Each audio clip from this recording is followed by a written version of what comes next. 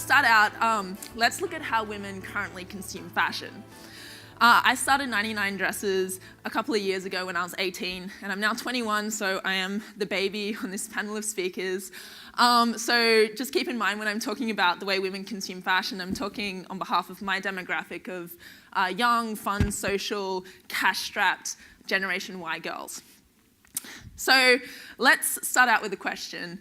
Raise your hand if you have ever said or have heard a woman say, "I have a closet full of clothes but nothing to wear." Yeah. So this is a huge problem for women because how we usually wear our fashion follows a Pareto principle in that we wear 80% of our clothes just 20% of the time, which means we rarely or never wear the majority of the stuff that we spend so much money on.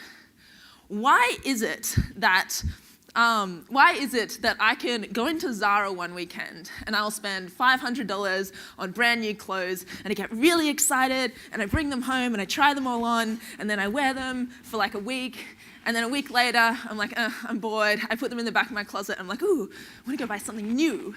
And like, why is it that that happens? Fashion is becoming increasingly transient and cheaper. I buy something, I wear it, I get bored of it, and then I want to go buy something new and shiny again, and I want it now. When I buy a dress, I don't want to buy the dress, I buy the experience that dress gives me. I want the feeling of getting the dress in the mail or bringing it home from the store. I want the excitement and rush of excitement I get from having something new to wear. And I want the compliments I get from my girlfriends, and I want the photos and memories of me wearing that dress out and about and having fun, rather than ownership of the actual dress itself.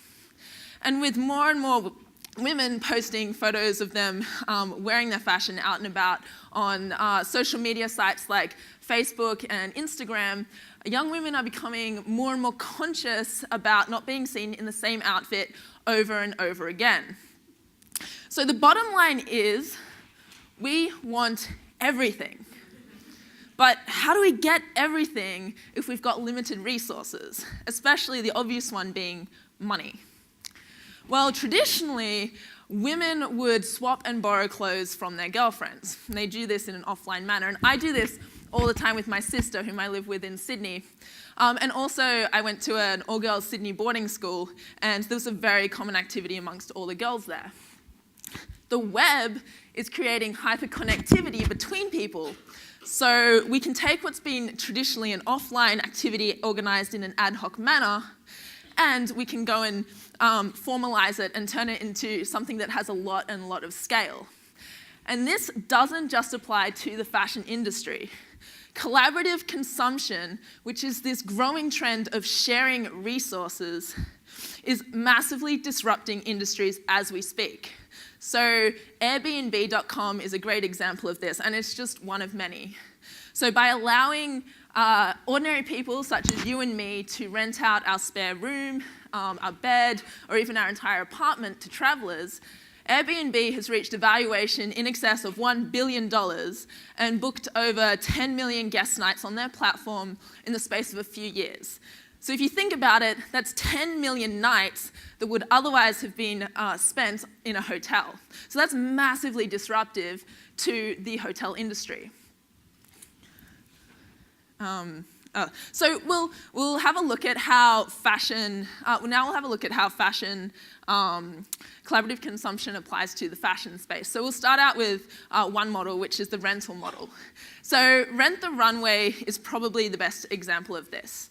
They allow women to rent designer dresses that normally retail for about $400 to well over $2,000. And you can rent them for special occasions. So you pay about 10% of the retail cost. They ship the dress to you, you wear it to your special occasion, and then you ship it back to them.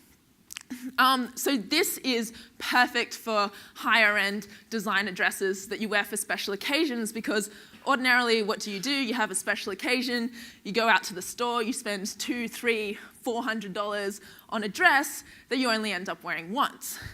Renting is much more cost-effective for the consumer, and it's a more efficient use of physical resources as well.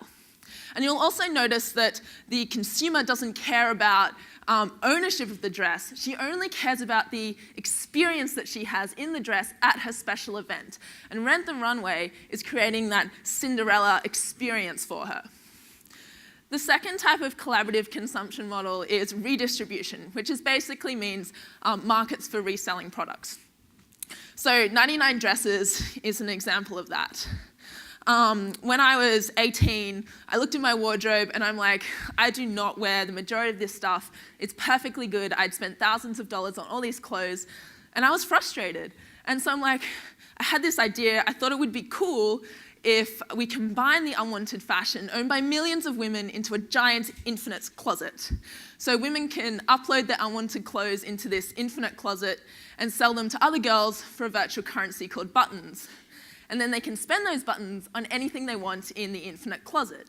The idea being that you could buy something, wear it once or twice, and then just pass it on to someone else and go get something new.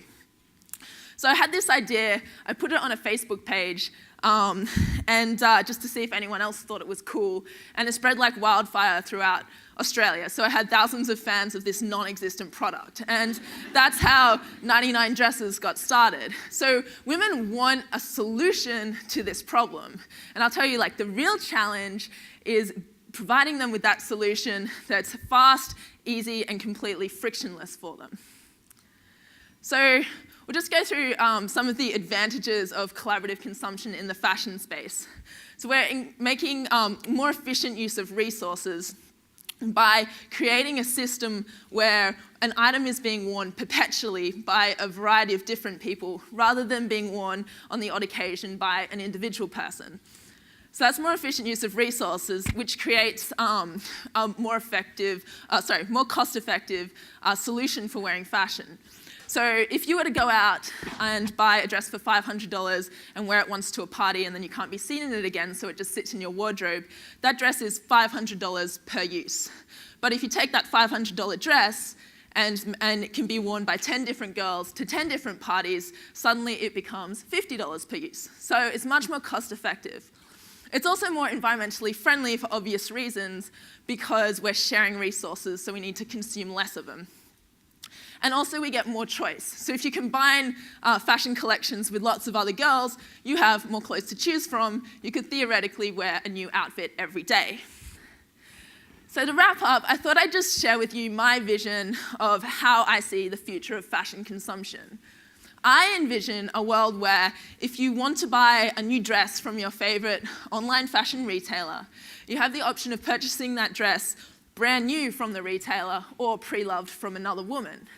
You receive the dress and you can wear it. You might wear it to a first date, to a party, maybe to work, but when you get bored of it, you can just pass it on in a click by reselling it. You get a prepaid, pre-addressed mailer that you put the item in and send it off. So that's the frictionless part of it. You've got to make distribution really, really easy, and that's a big challenge. And then you receive credit that you can go and spend on anything else. And you can do this every day. Imagine guilt-free shopping every single day. It's every woman's fantasy. So thanks very much for listening to me today. This is my email address. Thank you.